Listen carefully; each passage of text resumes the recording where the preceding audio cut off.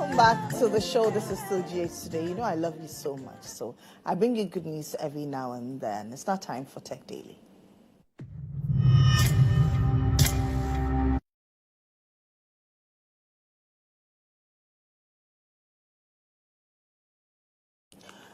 On Science and Tech this morning, I've been joined in studio by Dr. Latifat Mohammed. She's co-chair of the Ghana Young Academy and a researcher at the CSIR Industrial Research. And Dr. Thomas Tego, he's former co-chair of the Ghana Young Academy and regional president of the Ghana Science Association. See, these are the people who love book. They love book. Good morning. Good morning. How are you? We're good. Thank you. I'm doing awesome. Doc, congratulations to you on being the co-chair of the Ghana Young Academy. Let's start by what does it do? What's it about? Good morning again, and good morning to your cherished viewers. So the Ghana Young Academy is a network of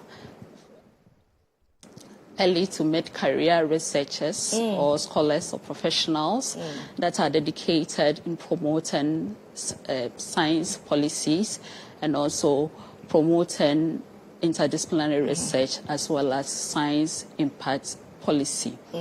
So they work together. Actually, the academy identifies and select them and induct them into the academy to support the visions and agenda of the academy. So through global awareness and support, they actually members contribute to the global promotion of science as well as the national development in Ghana. They also do well with their works, science, to contribute to policy development in Ghana and also make sure to contribute to challenges in Ghana with regards to science. And also, they are also involved internationally.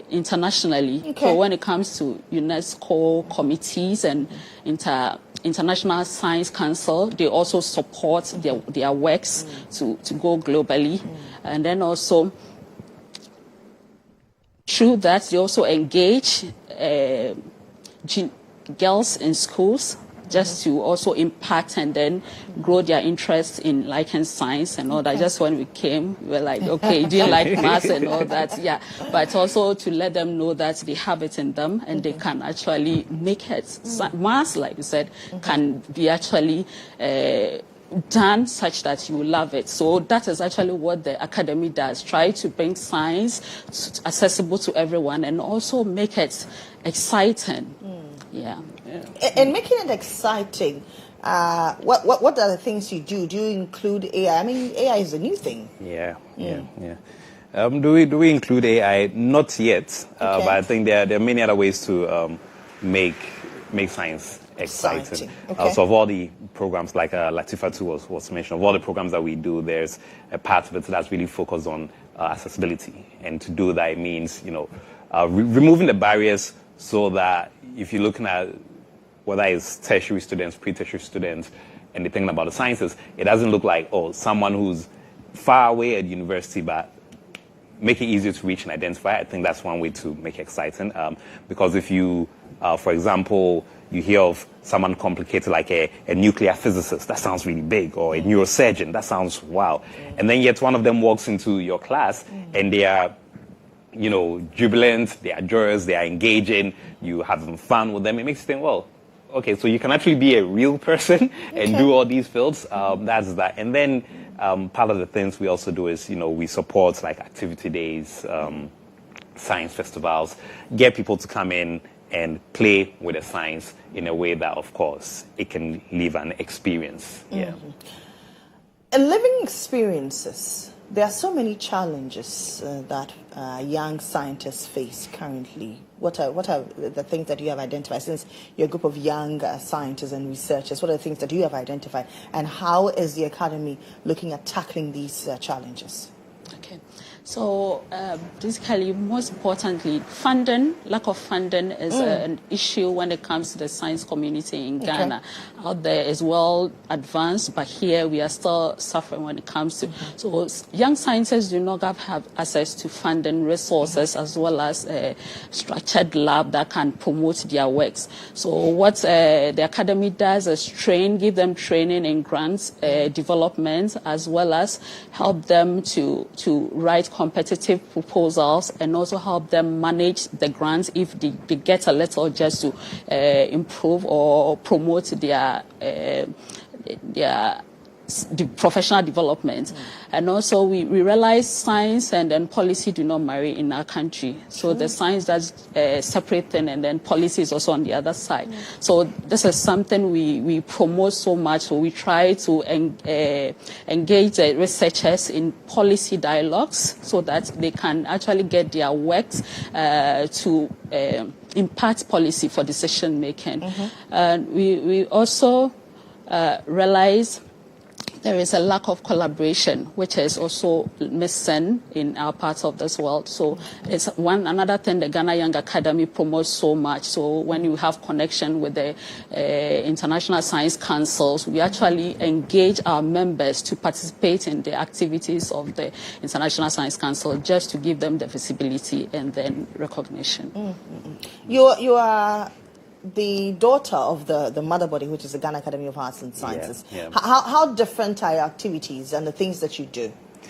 So the Senior Academy, as we like to refer to them, they are like all the big boys and girls that you'd know of in the academia. So I think a lot of the activities is really at the policy interface. They have a good line to government. They have a good line to established institutions to be able to make impact at that level. We're then sort of like playing the second line behind them, which is then all the other engagements that are then required to build a holistic activity. So we're looking supporting school activities. We're looking at doing collaborations, helping people build capacity so that they can build that persona, that profile, that series of accomplishments to then make it into the Senior Academy. So yes, that's sort of like the relationship between it, and they are very supportive of us.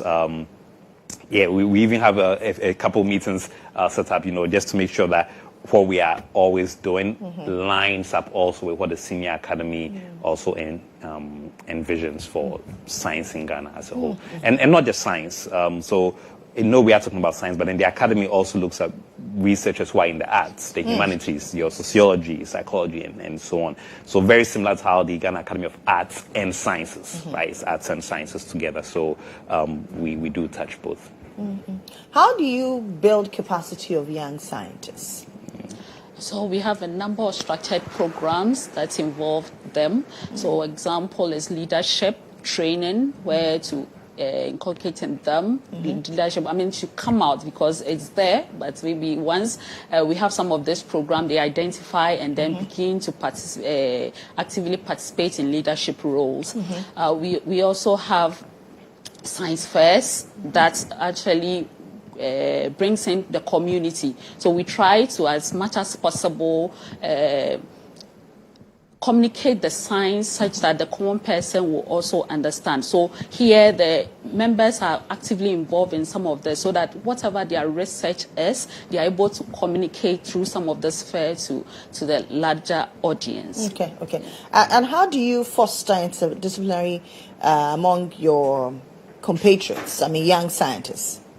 Oh yeah, so if you take us, for example, I am within the, what we'll say, the life sciences. I study human biology, for simplicity's sake. Latifatu is in industrial research, right? Oftentimes, I have no business being with her in the same space, right? She's doing machinery, industrial stuff. What does that have to do with me? But then you come to some place like the Young Academy, which means that all the members in the individual fields, at least we're able to get connected, right? And then, in sharing what we all do, that is what then brings these intersections. You get to see, well, oh yeah, that's pretty interesting. It's a bit related to mine. I mean, it's at the fringe edges, but you can see how this sort of just creating space of getting everyone together and talking can start naturally just building these collaborations. So we are very supportive of that. We're very intentional about that. Because we are scattered all over the country as well. It means online meetings, thank goodness, that there are so many online platforms now to use. Do you have a huge number? No, we try and keep it limited because you want to be closely knit. Closely knit. That's the idea. That's the idea. But you see, if you, I have a colleague who likes to say that, you know, if you want to get something done, you only need 2 people. Okay. Right. You just need 1, 2 to start. When it starts moving, then it keeps on growing, right? And with what we're trying to do of being a voice for young scientists, there's everyone in Ghana, right?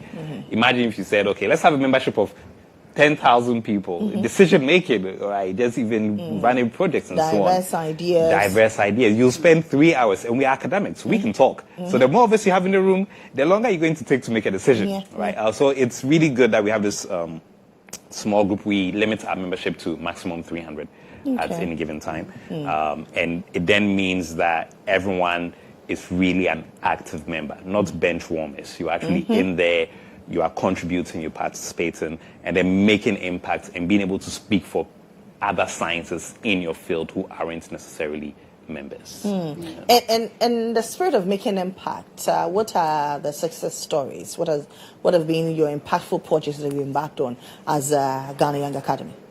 Okay, so there've been a number. Let me probably bring it to members. Okay. So, for example, the former co-chair has had a lot of visibility globally because of being part of the Young Academy. So she's become the co-chair of the Global Young Academy and now traveling all around to impact science with all that she does. And members also in the example also we can talk about Dr. Portia William, who has had the opportunity to go through the science diplomacy program by the UNESCO, and through that she's part of the intergovernmental panel of climate science, which is doing so much when it comes to climate science. So a number of them have gotten a lot of visibility as a result of the Ghana Young Academy. And how can the general public, benefit from what you're giving the world? Oh yeah, great. So the main thing that we try to be is to, of course, be a voice for young scientists. And scientists now appreciate that part of our duty, of course, is you reach into nature, you reach into the world, and you try and get answers. And then it's your duty to now make sure everybody else is aware of it. So in terms of how people who don't necessarily see themselves as scientists benefit, it comes from the outputs that we get. So we've mentioned like doing these science festivals that it's been running for the last 3 years. It's part of a collaborative effort between us, the Ghana Science Association, the Museum of Science and Technology, just creating a space for people to go experience science. Talk about putting out communications. So on our site, we have a few blog pieces on there that, of course, is very educative and informative. We are looking at giving students the opportunity to also express themselves, so in terms of talking about their work, and that gives them experience which they can leverage on for their own career and growth. And then the large part of it being the advocacy, all right? So things that are of there's scientific value in it, and it helps people. So whether it's health matters, whether it's environment matters, we spoke about this climate thing, is really being that intervention point so that we can look out for the general public based on science principles, ways that can then help them. But I think largely it's just being a place where if you want things related to science, come find us. If you want scientists to come talk to your students in school, junior, secondary, come find us. We'll get you. If you just, if you have an after-school club and you want to connect with scientists to be like role models and mentors, come find us. We'll sort you out. I mean, yeah, it's what we do. And one thing I've known for certain is that I have met very few scientists who don't like talking about what they do. Many, 95% love sharing what they do. They may not love organizing things, but they love sharing what they do. So if you organize and say, oh, I need someone who's a specialist in AI, we'll find you one. Come and sort you out. Okay. Yeah. I'm sure for us here at EIB, we run into you a lot. Yeah, just come. We'll sort you out. Okay, but for people who are considering careers in STEM, what would you tell them? Yeah, so really, I would say dedication is really important. And fear takes a lot from us. Absolutely. So once we put fear aside and just try, I know there will be mistakes, but really mistakes make us perfect.